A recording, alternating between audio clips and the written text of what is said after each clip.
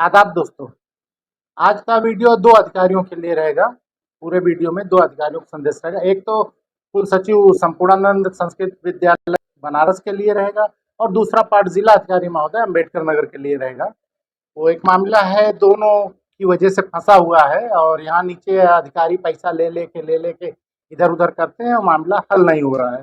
पहले शुरू करते हैं श्री राकेश कुमार कुल सचिव डॉक्टर संपूर्णानंद विश्वविद्यालय बनारस के बारे में। मैंने एक उनको शिकायत दी थी कि जनाब हमारे यहाँ एक विद्यालय है जिसकी फर्जी मान्यता है। मतलब मान्यता तो असली आपने दी है, लेकिन उसने जो अभिलेख लगा है वो फर्जी है। अब यहाँ मान्यता के बारे में बता दूं कि जब भी कोई मान्यता ली जाती है या कोई भी सर्टिफिकेट किसी से लिया जाता है तो सर्टिफिकेट जारी करने वाला उस पर लिख देता है, यदि कोई तथ्य गोपन पाया गया तो ये सर्टिफिकेट खारिज कर दिया जाएगा।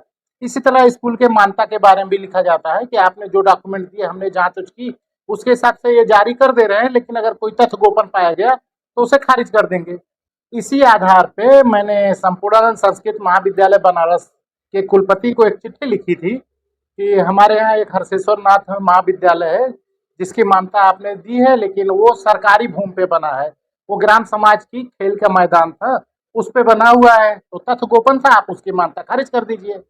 मेरी शिकायत का संज्ञान लेते हुए कुल सचिव श्री राकेश कुमार जी ने जिला विद्यालय निरीक्षक को 24 जुलाई 2024 को लेटर लिखा कि शाहिद मुनीर सिद्दीकी की ऐसे ऐसे शिकायत है और हमने पूर्व में भी मैनेजर से अभिलेख मांगे थे जो अभी तक नहीं मिले।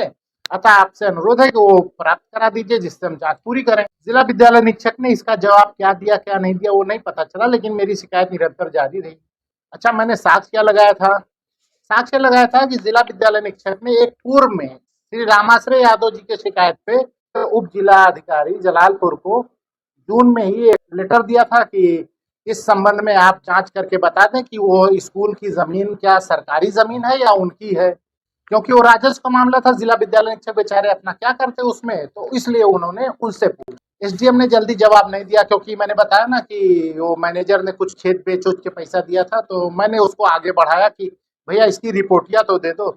जिला विद्यालय निरीक्षक जिला स्तरीय अधिकारी है, वो कोई रिपोर्ट मांग रहा है तो आप दे दीजिए। तो जो जिला विद्यालय निरीक्षक ने 7 जून 2024 को लेटर लिखा था, उसका जवाब मेरे शिकायतों के बाद उप जिला अधिकारी ने रिपोर्ट 27 जनवरी 2025 को दी।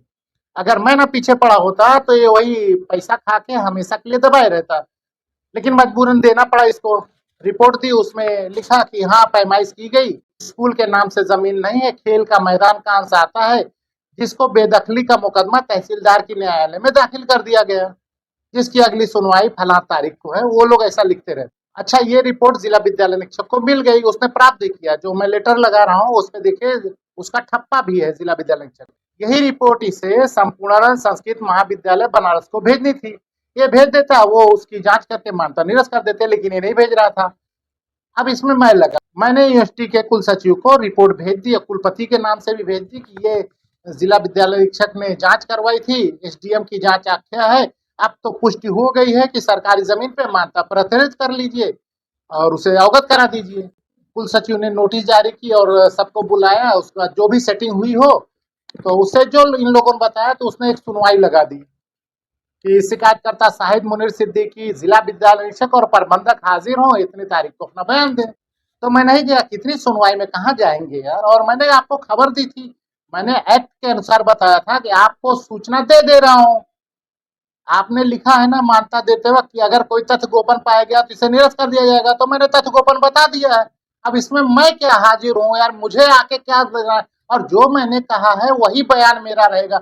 आपके सामने आके कहूँ या पीछे कहूँ, खैर वो मेरा वाद विवाद हुआ और फिर कुल सचिव साहब बहुत गुस्सा हुए, तो मैंने कुल सचिव के खिलाफ शिकायत दे दी कि सारे तथ्य पाने के बाद भी रिश्वत लेके ये आदमी प्रकरण को लटका रहा है, ये बार बार सुनवाई लगा रहा है, जबकि मैं शिकायत इसके खिलाफ दे रहा हूँ। अब अपने खिलाफ शिकायत की भी सुनवाई लगा रहा है, दिनांक इतने को आप आइए सुनवाई में हाजिर होइए। अरे भैया, तुम्हारे खिलाफ कार्रवाई करने के लिए कहा है, उस प्रकरण नहीं। उस प्रकरण में तुम अब करो ना करो वो बात की बात है। मैंने आपको एक शिकायत दी थी, उस पर आपने कार्रवाई नहीं की, अब मैं आपके खिलाफ शिकायत दे रहा हूँ। वहां जब जांच होगी तो मैं वहां अपना बयान दर्ज कर दूंगा कि कुल सचिव राकेश कुमार ने क्या फ्रॉड किया है। आपके यहाँ थोड़े न बताने आऊंगा, आपके यहाँ जो देना था एसडीएम का लिखित लेटर दे दिया हूँ कि आपने जिस स्कूल को मान्यता दी है वो जमीन उसकी नहीं है, ग्राम समाज की। अब बेचारे फिर 11 तारीख को सुनवाई लगाए और अब की बार स्पष्ट लिखे हैं कि यदि आप लोग नहीं आए तो उसके जिम्मेदार आप स्वयं होंगे। अरे भैया मैंने पहले ही बता दिया मुझे नहीं आना है। अब और इस जांच में तो बिल्कुल नहीं आना है। ये जांच आपको लगाने का अधिकार ही नहीं था। ये आप ही खिलाफ शिकायत की है मैंने कि आप पैसा लेकर सरकारी काम को रोक रहे हैं, बाधा पहुंचा रहे हैं। अन्यथा सारे सबूत आने के बाद आप मैनेजर को एक बार सुन लेते कि भाई एसडीएम की एक रिपोर्ट है कि आपकी जमीन नहीं है, इसके बारे में आपको क्या कहना है। कहता नहीं, शायद मुनीर जब शपथ पत्र लेते तो श्रीमान जी आप की मानता ना खारिज करो, रखे रहो। पहले आपकी नौकरी गई, मानता तो की बाद में खारिजे हुए थे, उसका तो साक्ष्य आ गया। एसडीएम से बड़ा कोई अधिकारी भूमि के बारे में नहीं होता है, वही सर्वे सर्वा होता है, उसकी रिपोर्ट आ गई है। अब तो आप मानो ना मानो, लेकिन हम जो लड़ाई लड़ रहे हैं वो राकेश कुमार कुल सचिव के खिलाफ लड़ रहे हैं। उसने पैसा लेके मामले को लटकाया इतने दिन तक, जो मानता 2024 में समाप्त कर दी जानी थी अभी तक रखे हुए है। और उस मानता के आधार पे वो मैनेजर कितना फ्रॉड कर रहा है। तो ये मामला हो गया कुल सचिव का। अब जिलाधिकारी महोदय से अनुरोध है कि जब इतने पक्के पक्के साक्ष्य हों तो तहसीलदार और एसडीएम से कह दिया कीजिए कि मामला इतने साल तक बेदखली का न चलावें। सरकारी भूमि का मतलब ऐसा नहीं कि बेवा बनेवा का है। मेरी कोई भूमि है, उसका मालिक मैं, मेरे भाई, माता पिता, ये सब हो सकते हैं, 2-4 लोग। सरकारी भूमि का मालिक बहुत लोग होते हैं, उसके रखवाले भू प्रबंध समिति होती है जिसमें प्रधान होता है, सेक्रेटरी होता है, लेखपाल होता है। उसकी सूचना तहसील स्तर पे पहुंचाने के लिए कानूनगो रहता है, फिर नायब तहसीलदार, तहसीलदार, एसडीएम, फिर डीएम, फिर राजस्व परिषद का अध्यक्ष।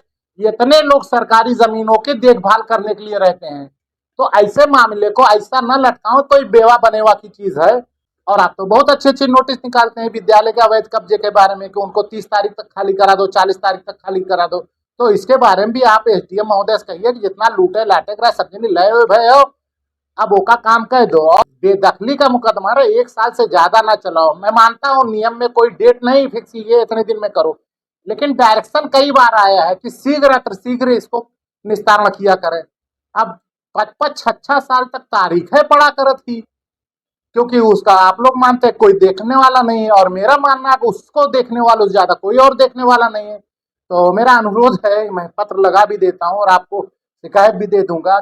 इस विद्यालय ने जो सरकारी जमीन कब्जा की, खेल का मैदान, उसको खाली कराइए।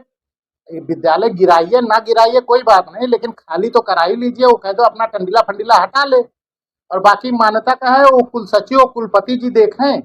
अब जब कुल सचिव जी अपना मामला निपटाए हुए हैं तब आके इसके बारे में देखेंगे, वो मैं देख लूंगा। लेकिन डीएम साहब से ये अनुरोध है कि ये जमीन खाली करा ले और बेदखली मुकदमा तहसीलदार महोदय जलालपुर से कह दे कि इतने साल तक ना चलाओ, बस 2-3 तारीख बहुत है बेदखली में। उसको जो भी साख देना हो दे दो, क्योंकि ये ग्राम सभा बनाम कब्जेदार का होता है ना, तो ग्राम सभा की तरफ से सरकारें लड़ती है, उसके पास सारे साक्ष्य ही है, उसी ने तो आरोप लगाया है। आरोपी अपना जवाब दे दे, उस पर तुरंत फैसला कर दें। तो उम्मीद रखता हूँ डीएम साहब से कि इस पे जल्द अज जल्द फैसला कर लेंगे।